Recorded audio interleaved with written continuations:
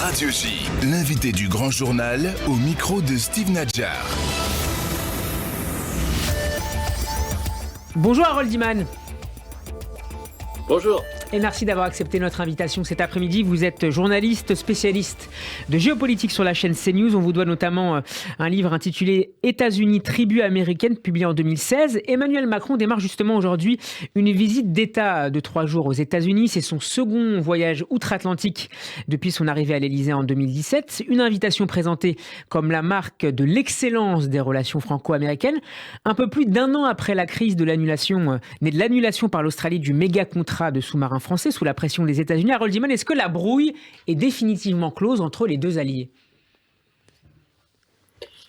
Non, mais elle est largement cicatrisée quand même, parce que c'était une affaire à 3. Il y avait les Britanniques, il y avait les Australiens surtout, et les Américains face à la France. Et donc, ce sont les Australiens qui ont changé d'avis. Et c'était tellement surprenant que le Premier ministre de l'époque, Scott Morrison, a même caché son changement d'humeur à son propre gouvernement. Certains l'ont appris par la presse.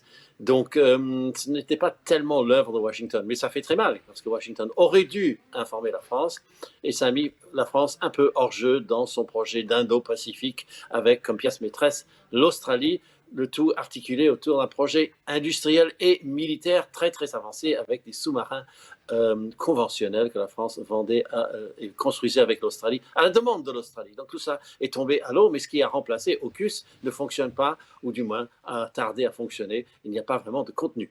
Ce qui pourrait peut-être un jour favoriser les industriels français. Emmanuel Macron dînera ce soir avec son épouse, avec le couple Biden, avant une rencontre demain entre les deux présidents à la Maison-Blanche. Quel est l'état de la relation entre les deux hommes, en comparaison en particulier avec la relation qu'entretenait Emmanuel Macron avec Donald Trump ? Avec Donald Trump, il y avait une proximité basée sur, je dirais, le rôle historique, car Emmanuel Macron est un self-made président, tout comme Trump. Bon, Trump avait plus d'argent, bien sûr, mais les deux ne sont présentés aux urnes qu'une seule fois de leur vie et ils ont gagné. Et donc, il y avait un respect de la part de Trump pour une personne comme Macron qui pouvait faire ça. Ce n'était pas un vieux briscard de la politique. Donc, il y avait ça. Et puis, le côté un peu iconoclaste de Macron plaisait à Trump. Bon, après ça s'arrêtait là. Tout le reste n'était pas vraiment une identité de vue. Mais avec Biden, il y a l'identité de vue, mais on revient à la vieille Amérique de Clinton, par exemple, qui sourit beaucoup aux Européens, mais fait un peu ce qu'elle veut, cette Amérique, sur la scène internationale, en cherchant à ne pas trop froisser les Européens. Oui. Maintenant, les Européens, moins les Britanniques. Donc, c'est encore un peu autre chose maintenant. Et là, ça met la France un peu plus au centre. Et avec la guerre en Ukraine, bien sûr, l'Allemagne ayant déçu par sa proximité économique avec la Russie que la France n'a pas, eh bien, la France devient l'allié numéro 1 de l'Europe occidentale. Donc, oui, Biden va être gentil avec Emmanuel Macron. Les deux ont des idées assez proches. Anthony Blinken, le secrétaire d'État, a fait ses études en France. C'est je dirais, l'âme, comment dirais-je, l'éminence grise de Joe Biden en matière de politique étrangère. Donc, il y a une grande identité de vue. Alors l'un des sujets qui sera abordé pendant cette visite d'État sera bien sûr la guerre en Ukraine. La convergence entre les deux capitales est assez nette, même si Washington a eu des mots très durs contre Vladimir Poutine, avec lequel Emmanuel Macron entend néanmoins toujours maintenir une forme de dialogue. Est-ce que vous percevez, Harold Iman, néanmoins une forme d'évolution côté américain en vue de la mise en place d'éventuelles négociations entre Kiev et Moscou ? Alors, mon avis, qui n'engage que moi, c'est que depuis le début, Washington était très content que Paris parle à Moscou. Parce qu'un beau jour, il fallait leur parler. On n'allait pas éradiquer la Russie de la planète ou les anesthésier. Donc, il fallait leur parler un jour. Et donc, la France gardait ce canal ouvert. Ce qui permettait aux États-Unis et aux Britanniques d'être beaucoup plus belliqueux dans le verbe. Et même Macron, si on regarde de près, n'a pas été tendre avec Poutine, c'est simplement qu'il lui a parlé chaque fois que cela s'imposait. Donc non, le Washington n'était pas du tout fâché et maintenant commence à converger un peu avec la France. Tout ceci fait l'objet de contacts très poussés, quotidiens, entre les deux capitales. Donc on sait où on va, il y a très peu de débordements et je soupçonne certains débordements d'avoir été concertés poliment entre les deux chancelleries. Alors cette harmonie, cette convergence n'empêche pas l'existence de points de friction entre les deux pays. La France s'inquiète notamment des visées protectionnistes de la nouvelle politique d'investissement de l'administration Biden, l'Inflation Reduction Act, une réforme qui pourrait entraîner des délocalisations et impacter les industries européennes d'achat, en particulier en matière de voitures électriques. Est-ce que Emmanuel Macron peut, selon vous, Harold Iman, obtenir des exemptions de la part de Joe Biden pour la France et évidemment plus largement pour les Européens? Les exemptions, ben, il y a un nouveau congrès, donc il faudra voir avec le nouveau congrès. Je ne sais pas la marge du président américain pour faire des ordonnances, pour faire des exceptions. Mais, et puis, ça serait malvenu de faire des exemptions pour la France et pas pour d'autres pays de l'Europe.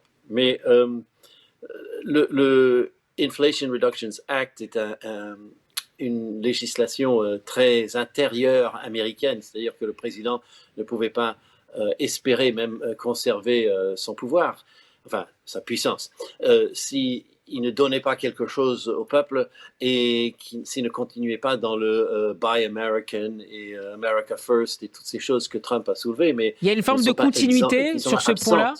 Il y a une forme de continuité sur ce point-là entre les deux administrations.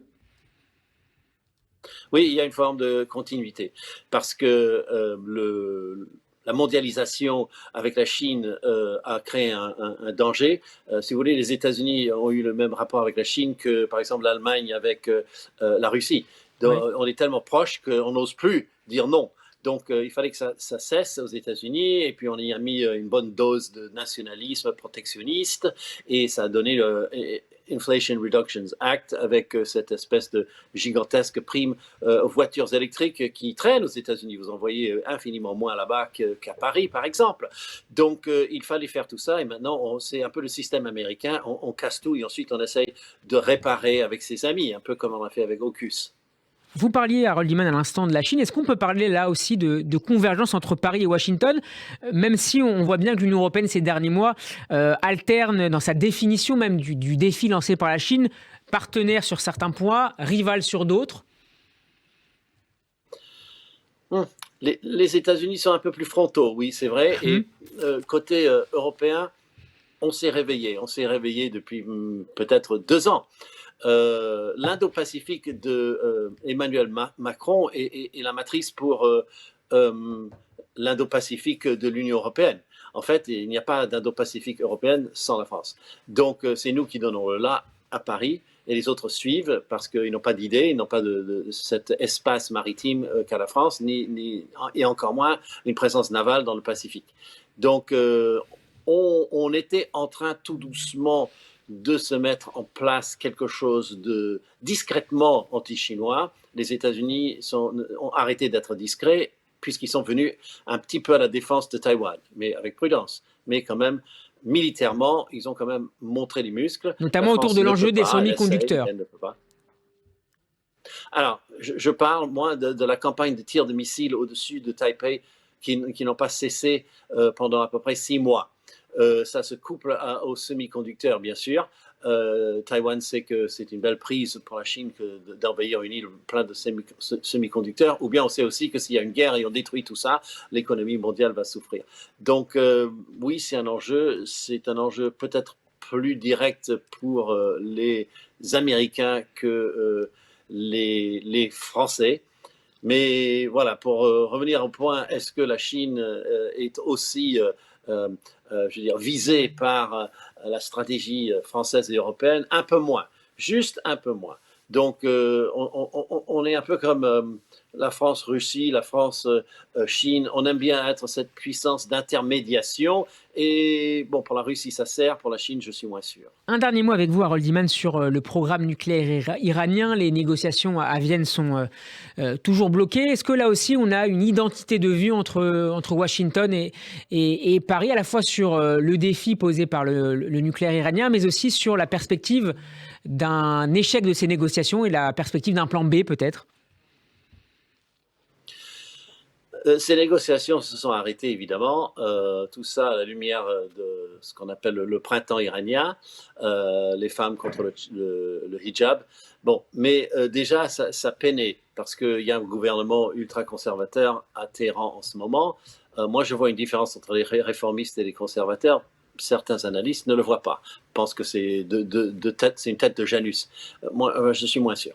Mais ça bloquait pas mal. Non pas parce qu'on ne voulait pas juste recommencer quelque chose qui gèlerait un peu les capacités nucléaires de l'Iran pendant un certain temps, mais aussi parce que on croyait qu'ils trichaient et aujourd'hui on sait qu'ils ont tellement avancé que si on rapporte le vieux deal, il ne pourra pas vraiment... Enfin, le couvercle n'est pas assez gros maintenant. La marmite s'est agrandie, la marmite nucléaire.